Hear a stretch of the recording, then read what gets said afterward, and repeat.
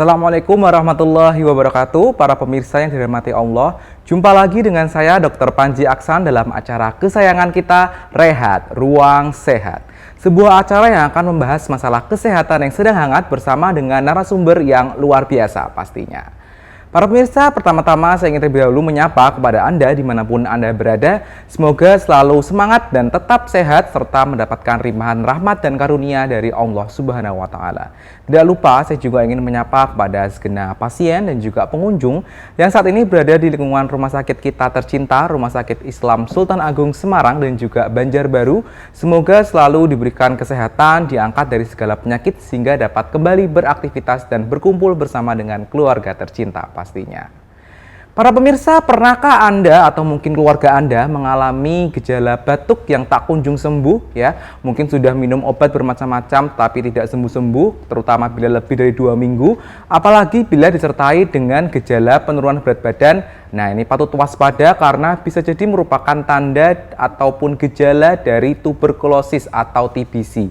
Nah, sebagaimana kita ketahui bersama bahwa TBC ini adalah salah satu infeksi bakteri yang mana sangat mudah ditularkan terutama lewat saluran pernafasan dan utamanya ini menyerang organ paru-paru meskipun juga dapat menyerang organ yang lain.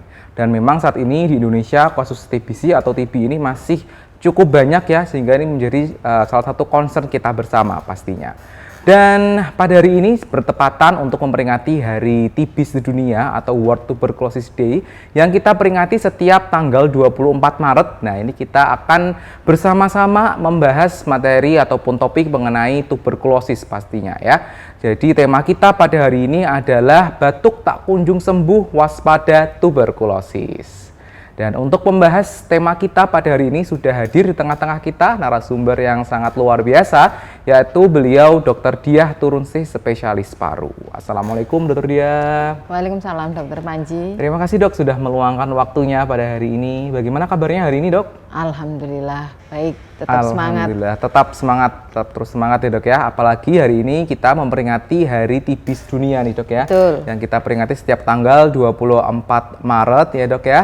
Dan untuk itu hari ini kita akan membahas lebih lanjut mengenai tuberkulosis, apa saja gejala dan tandanya, bagaimana untuk mencegah penularannya, dan juga nanti bagaimana penanganannya supaya tuntas begitu ya Dok. Betul. Tapi sebelum kita membahas lebih lanjut nih Dok, pada hari ini mungkin dapat dijelaskan atau sampaikan kepada pemirsa di rumah, apa sih Dok makna dari perayaan Hari Tuberkulosis Sedunia pada tahun ini Dok? Tahun ini untuk peringatan Hari TBC Sedunia mengambil tema Yes We Can End TB. Itu suatu tema yang mengandung semangat besar untuk sesegera mungkin eliminasi TB, terutama di Indonesia yang berharap bisa melaksanakan atau melakukan eliminasi TB tahun 2030. Ya. Khusus untuk Kota Semarang malah lebih agresif cita-citanya, 2028 sanggup melakukan eliminasi TB. Baik. Harapan seperti itu memang harus didukung oleh semua pihak, terutama oleh kita sebagai pemberi layanan kesehatan. Ya. Jadi dengan tema yang sangat progresif ya tahun ini, Yes We Can End TB, kita bekerja keras untuk mulai penemuan kasus, pengobatan sampai tuntas, dan kesembuhan pasien.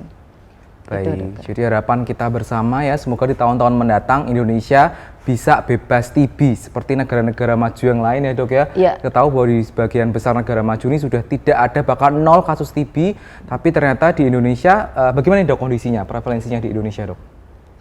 Sampai laporan WHO tahun 2022, Indonesia itu memang selalu bergantian dengan Cina untuk urutan peringkat TB sedunia. Peringkat 1 tetap India, peringkat 2 dan 3 ini selalu bergantian Indonesia dan Cina. Tahun kemarin sempat peringkat 3, tahun 2021 peringkat 3, tahun 2002 ternyata peringkat 2 lagi. Jadi memang tinggi kasusnya. Mudah-mudahan kenaikan peringkat itu merupakan wujud kerja keras kita dalam penemuan kasus dan semoga diikuti dengan pengobatan yang tuntas. Baik. Harapannya setelah peak tinggi gitu terus turun kasusnya. Jadi semakin banyak, semoga ini lebih banyak yang diketahui, jadi pengobatannya juga betul. lebih baik begitu ya dok Iya. ya. Dan harapan kita tentu saja juga angkanya turun, bukan berarti karena yang diketahui atau yang terdeteksi ini turun, tapi benar-benar banyak yang sembuh begitu ya Iya. dok ya. Baik, tentu ini masih menjadi PR kita yang bersama ya dok ya, di mana TB di Indonesia ini masih sangat tinggi ternyata, bahkan ranking 2 di dunia, dan tentu ini merupakan concern kita untuk bisa menurunkan angka TB di Indonesia. Nah ini kira-kira sebenarnya alasannya apa sih dok, kenapa kok TB di Indonesia ini masih sangat tinggi hingga saat ini dok? Kalau dari pengalaman saya pribadi dulu, sampai saat ini saya masih banyak menemukan pasien yang pertama kali diberitahu bahwa beliau menderita TB itu shock, sulit menerima. Dan kondisi seperti ini yang biasanya terus berlanjut dengan pengobatannya tidak teratur, bisa putus. Yang kedua, ada kenaikan beberapa penyakit yang membuat akhirnya orang tersebut mudah kena TB. Seperti kenaikan kasus penyakit diabetes mellitus maupun kenaikan kasus pasien yang terinfeksi HIV. Kedua penyakit utama ini juga membuat kenaikan kasus TBC di Indonesia. Makanya untuk saat ini kolaborasi yang dilakukan ketat itu adalah kolaborasi TB HIV maupun TB DM. Jadi ada kebijakan semua pasien DM dievaluasi untuk kemungkinan infeksi TBC, sebaliknya juga pasien TBC dicoba dicari adakah penyakit DM yang menjadi dasar pasien ini terkena TBC betul. Yeah. Atau yang kedua ya infeksi HIV, karena infeksi HIV akan menurunkan imunitas seluler pada pasien yang menderita penyakit tersebut. Baik. Jadi karena TB ini memang saling berkaitan dengan penyakit lain, terutama yang berkaitan dengan ketika imunitas kita turun ya dok ya. Ya. Karena dengan imunitas kita turun, tubuh kita jadi lebih mudah terserang infeksi, jadi lebih mudah terkena TBC. Dan yang paling penting tadi adalah kolaborasi kuncinya ya dok ya. Kolaborasi antar dokter, antar tenaga kesehatan yang lain, dan juga pasien, masyarakat, dan juga keluarga pasien. Ini sangat penting sekali untuk bisa bekerja sama untuk mengeliminir kasus TBC di Indonesia. Nah ini kira-kira siapa saja sih dok yang beresiko lebih tinggi untuk terkena TBC ini dok? Kalau dulu memang banyak mitos ya TBC hanya menyerang masyarakat dengan kelas ekonomi yang bawah gitu ya. Ternyata sekarang tidak lagi. Yang memang berisiko adalah orang-orang yang rentan, orang-orang dengan imunitas yang rentan tidak optimal. Ini bisa mulai dari balita, anak-anak, orang dewasa dengan misalnya tadi komorbid, ada diabetes mellitus, infeksi HIV, kemudian mungkin kondisi sehari-hari antara istirahat, gizi dan lingkungan yang tidak seimbang sehingga mudah terinfeksi TBC. Ya. Jadi tidak melulu pada kondisi ekonomi menengah ke bawah ya dok ya. Jadi itu mitos TB dapat menyerang siapa saja ya, kelompok usia dan juga masyarakat menengah atas ataupun menengah bawah ya, apalagi yang memiliki sistem kekebalan tubuh yang rendah. Betul. Ya, baik. Kemudian ini juga yang paling penting, yang paling ditanya oleh pemirsa sesuai dengan tema kita tadi ya, awas batuk yang tak kunjung sembuh bisa menjadi tanda dari tuberkulosis. Jadi sebenarnya apa sih dok tanda dan gejala dari seseorang ini dicurigai terkena tuberkulosis? Monggo dok. Infeksi tuberkulosis ini sebetulnya tidak hanya menyerang organ paru. Ya. Jadi kuman Mycobacterium tuberculosis sebagai penyebab TBC ini bisa menyerang semua organ. Otomatis gejala yang muncul akan sesuai dengan organ yang terkena. Oh, oke. Hanya saja memang organ yang paling banyak terkena adalah paru-paru. Ya. Otomatis gejala yang paling banyak muncul memang batuk, walaupun tidak 100%. Kemudian biasanya batuk ini harus kita waspadai bila batuk lebih dari 2 minggu ya. Okay. Kemudian ditambah misalnya ada gejala batuk darah, kemudian demam. Biasanya pola demamnya ini yang tinggi pada malam hari.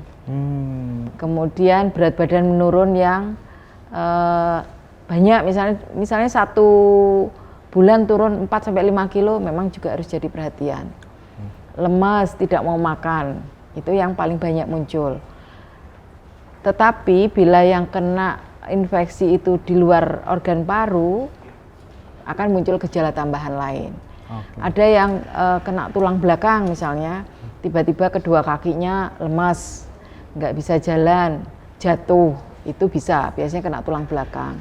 Atau benjolan di leher, tiba-tiba ada benjolan beberapa gitu, itu bisa bila kena kelenjar getah bening. Jadi tergantung organ juga, organ mana yang terkena, gejalanya akan mengikuti itu. Baik.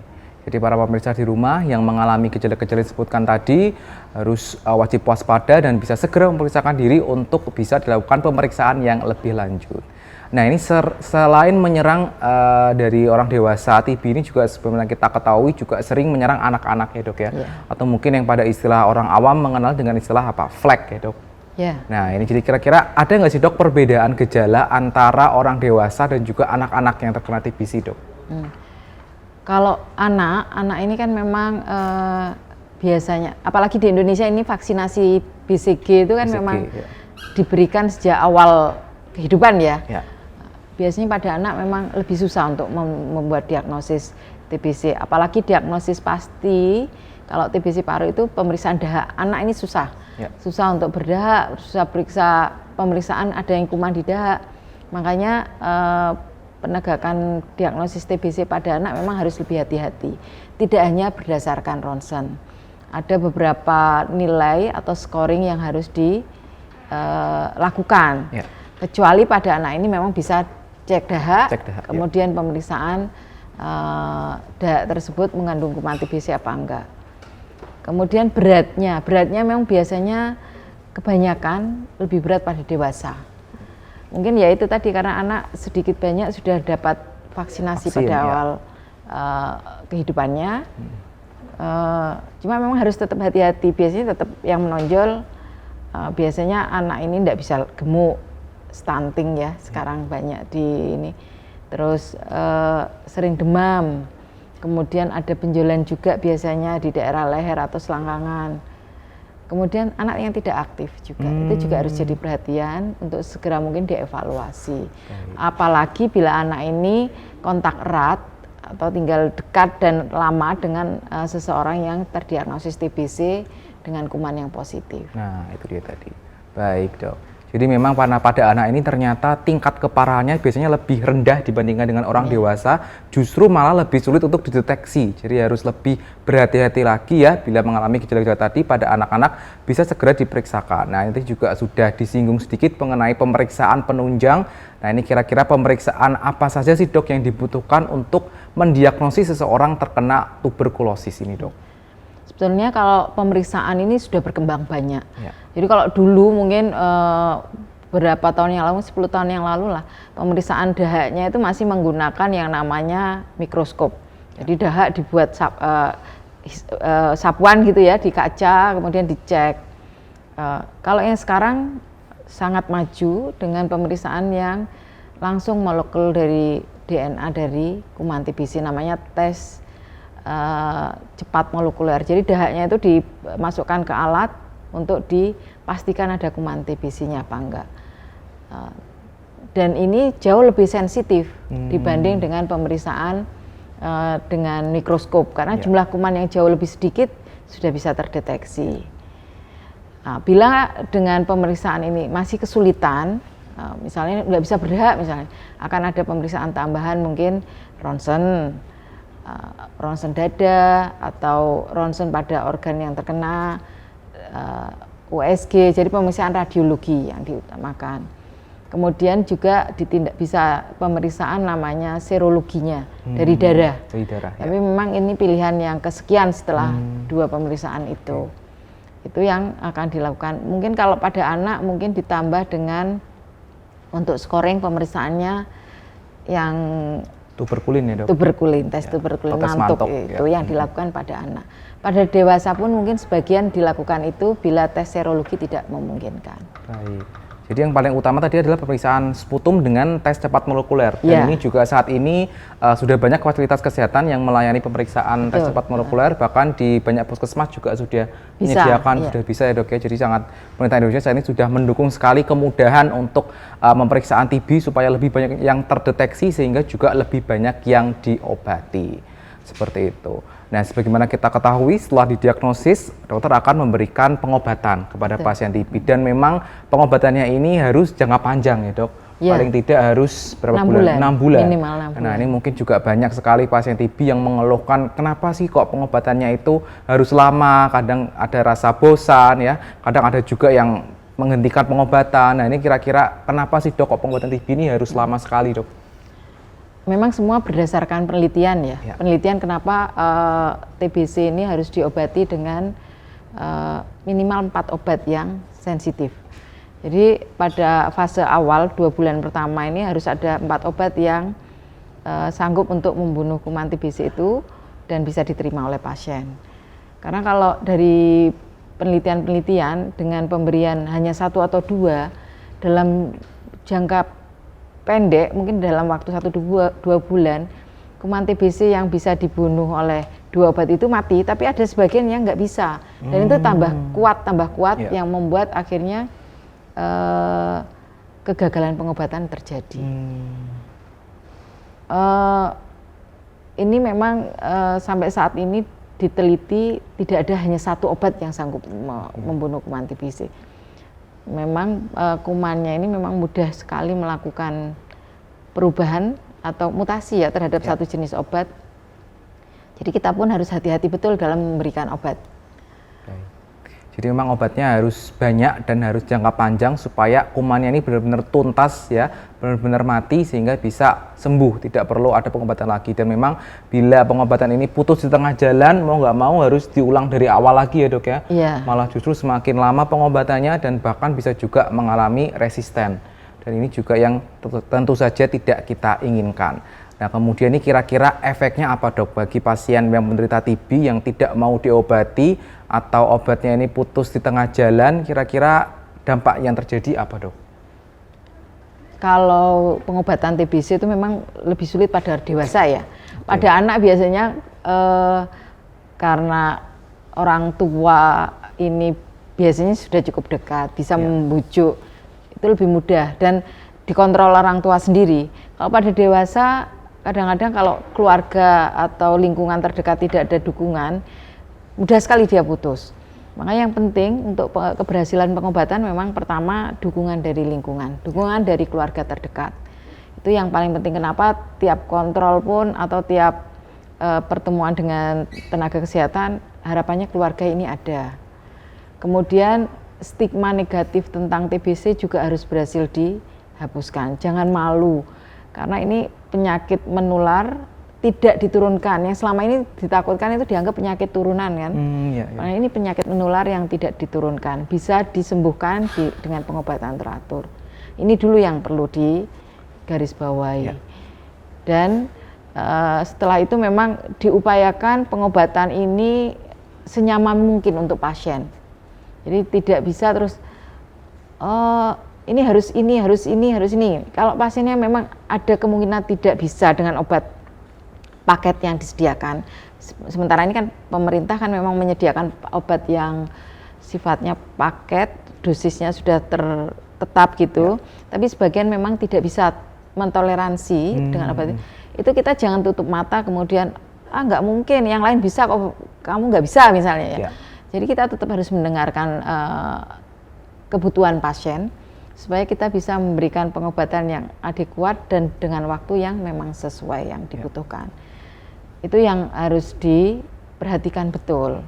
Nggak nyaman memang minum obat ini, karena obatnya besar-besar, banyak, kan beberapa obat jadikan satu, dan butuh waktu lama. Itu yang jadi butuh ketelatenan dari semua pihak, terutama tenaga kesehatan dan keluarga yang terdekat. Baik. Ini pada para pemirsa di rumah ya yang mungkin juga saat ini sedang menjalani pengobatan TB, tetap semangat ya, tetap harus rajin minum obat sehingga dapat tuntas. Dan tidak kalah pentingnya adalah dukungan dari keluarga serta orang-orang terdekat untuk terus menyemangati, untuk terus mengingatkan minum obat ya, sehingga pengobatannya bisa tuntas seperti itu ya. Kemudian selain pengobatan yang tepat, tentu saja juga untuk mengurangi angka TB yang paling penting adalah menghindari penularan ya dok ya. Nah kira-kira bagaimana dok untuk mencegah penularan TB supaya kasusnya tidak semakin banyak dok di Indonesia? Yang utama, yang terdiagnosis TB harus bersedia diobati sampai sembuh dan tuntas. Kedua, pada pasien TB ini juga diajarkan etika-etika, terutama etika batuk, etika bersin, karena penularan kuman TBC yang paling utama kan dari dahak, droplet yang mengandung kuman. Jadi diajarkan kalau batuk ditutupi, atau sementara waktu kalau memang sakit dengan batuknya yang frekuen, pakai masker dulu. Terus kemudian buang dahak juga harus hati-hati, jangan buang dahak sembarangan. Atau yang kalau dulu kan suka ada tempat dikasih pasir gitu ya buat buang dahak, itu sebenarnya tidak betul. Jadi kuman TBC ini kalau terbuang, dahak yang mengandung kuman TBC ini terbuang di pasir misalnya, dia bisa hidup lebih lama di situ. Dan kalau kering, kondisi kering, bisa terbang kemana-mana. Jadi yang sebaiknya sih pakai tempat yang ada tutupnya, kemudian di tempat tersebut dikasih desinfektan untuk membunuh kuman itu terlebih dahulu, kemudian dibuang. Jadi itu. Terus pada orang-orang yang tinggal di lingkungan yang mungkin banyak kuman TBC juga harus lebih hati-hati. Mungkin penggunaan masker, yang sekarang mungkin orang sudah biasa ya kemana-mana pakai masker, itu yang penting. Kemudian orang juga wajib menjaga kesehatan dirinya sendiri supaya tidak mudah tertular dari TBC. Satu, jangan sampai kena penyakit-penyakit yang membuat imunnya turun. Ya mungkin yang paling banyak DM ya. Apalagi sekarang banyak makanan minuman kekinian yang kadar gulanya tinggi, itu hati-hati. Kemudian juga untuk menjaga kesehatan saluran nafas, menghindari merokok. Itu penting. Jadi upaya-upaya yang mudah seperti itu dulu dijalankan, sambil yang kena TBC ini diobati dengan teratur sampai tuntas, sampai sembuh. Baik. Mudah-mudahan itu bisa menghentikan proses penularannya. Insya Allah. Jadi yang terpenting adalah deteksi dini TB ya, kemudian pengobatan yang tepat dan adekuat serta mengurangi penularan ya. Semoga dengan usaha-usaha tadi dapat menurunkan angka kejadian TBC di Indonesia. Begitu ya dok ya. Baik dok, mungkin terakhir dok, adakah pesan-pesan bagi pemirsa di rumah yang menyaksikan, barangkali juga ada yang sedang menjalani pengobatan TB ya, tentang bagaimana dok untuk bisa tetap semangat dalam menjalani pengobatan TB, mohon dok. Yang pertama, saya berharap masyarakat tidak takut untuk memeriksakan diri. Misalnya kok, nanti saya batuk lama gini pasti didiagnosis TBC. Enggak, ada beberapa tahap yang akan dilakukan. Jadi tidak semua orang yang batuk lama pasti TBC, tidak. Apalagi proses pengobatan yang lama dan berat ini, kami sebagai tenaga kesehatan pasti melakukan tahap-tahap untuk diagnosis tadi, pemeriksaan dahak, ronsen, itu pasti kami lakukan, tidak ujuk-ujuk kami lakukan diagnosis TBC. Kemudian yang sudah terdiagnosis TBC, jangan takut, penyakit ini sampai saat ini kemungkinan sembuhnya besar, di atas 90%. Kalaupun ada penyakit lain yang menyertai, bila dikombinasi pengobatan dengan baik, diterapkan pengobatan dengan baik, insya Allah tetap bisa pulih kembali. Jangan sampai memutus di tengah jalan dari proses pengobatan ini, karena yang dirugikan tidak hanya pasien sendiri, lingkungan juga. Lingkungan mungkin mudah tertular, orang-orang yang disayangi mungkin mudah tertular, sedangkan pada pasien sendiri kemungkinan akan muncul kuman TBC yang resisten tadi, yang seperti yang jauh lebih sulit untuk diobati. Kemungkinan kedua bisa muncul kelainan atau kerusakan organ yang menetap, akhirnya walaupun sudah sembuh dari TBC, akhirnya tetap ada gejala sisa. Misalnya kalau yang kena paru-parunya udah kempes satu misalnya, akhirnya walaupun sudah sembuh akan muncul tetap keluhan sesaknya nggak hilang.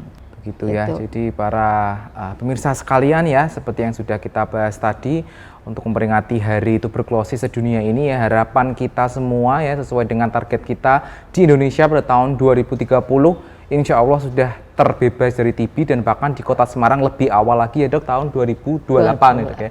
Tahun 2028 semoga di Semarang juga bebas TB, dan tentu ini memerlukan dari kolaborasi kita bersama ya, dari pemirsa semua sekalian, masyarakat di rumah harus mengawal deteksi dini TB bila muncul gejala-gejala tadi seperti batuk yang tak kunjung sembuh, berat badan menurun ya, kemudian badan terasa lemas. Ini bisa segera memeriksakan diri ke dokter untuk bisa dilakukan pemeriksaan lebih lanjut, dan semakin mudah dideteksi otomatis juga pengobatannya bisa menjadi semakin lebih tepat. Dan yang lebih penting juga, pengobatan TB harus tuntas, tidak boleh terputus di tengah jalan ya, meskipun memang pengobatannya membutuhkan obat yang banyak dan waktu yang lama, tapi memang harus dijalani sehingga pengobatannya atau penyakitnya juga menjadi tuntas. Dan ini juga membutuhkan kolaborasi atau dukungan dari keluarga terdekat ya, untuk tetap mensupport pasien TB dapat menjalani pengobatan dengan optimal. Dan tentunya bila semua kolaborasi ini sudah dijalankan, harapan kita bersama semoga dapat terwujud cita-cita kita untuk dapat mengeliminasi TB di Indonesia. Apalagi saat ini masih ranking 2 ya Dok. Semoga kedepannya rankingnya bisa turun dan bisa terbebas kita dari penyakit tuberkulosis ini ya. Amin. Baik, terima kasih Dr. Diah atas waktunya pada hari ini ya. Sharing-sharing ilmunya yang sangat bermanfaat bagi saya pribadi dan juga bagi pemirsa yang menyaksikan di rumah ya. Semoga bermanfaat bagi kita semua. Amin. Dan bagi pemirsa di rumah, sampai sini dulu perjumpaan kita. Jangan lupa untuk saksikan terus Rehat Ruang Sehat di channel YouTube RSI Sultan Agung. Jangan lupa untuk like, subscribe, dan juga nyalakan tombol notifikasi untuk mengikuti video-video kita yang lain. Saya Dr. Panji Aksan beserta dengan semua kru yang bertugas mengucapkan pamit undur diri. Wassalamualaikum warahmatullahi wabarakatuh.